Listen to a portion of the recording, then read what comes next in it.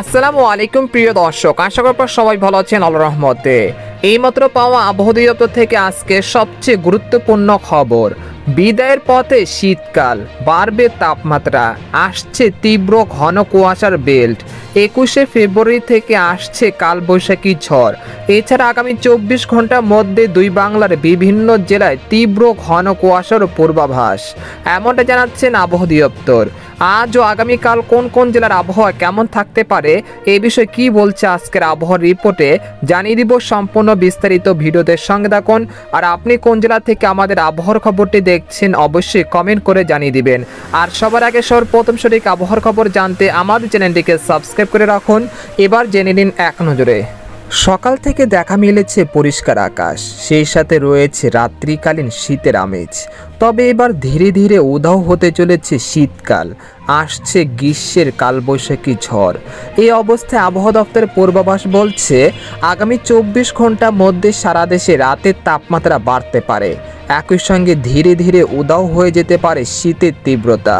তবে দেশের দক্ষিণ ও পশ্চিম অঞ্চলে হালকা থেকে মাঝারি ধরনের ঘন কুয়াশা পড়তে পারে বলে জানিয়েছেন আবহাওয়াবিদরা।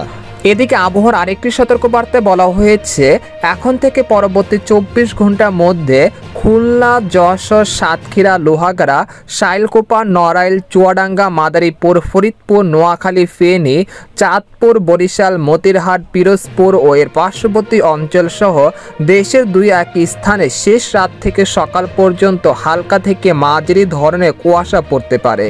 এই সময় সারা দেশে রাতের তাপমাত্রা সর্বোচ্চ 2 ডিগ্রি সেলসিয়াস পর্যন্ত বেড়ে যেতে পারে। এর ফলে কমে যেতে পারে শীতের তীব্রতা। এরপর আগামী 20 তারিখের পর দেশের বিভিন্ন অঞ্চলে কালবৈশাখী ঝড়ের আশঙ্কা রয়েছে, তাই আপনারা পূর্ব প্রস্তুতি নিয়ে রাখুন। এদিকে গত 24 ঘন্টায় দেশের সর্বনিম্ন তাপমাত্রা রেকর্ড করা হয়েছে রংপুরে তেঁতুলিয়ায় 10.7 ডিগ্রি সেলসিয়াস।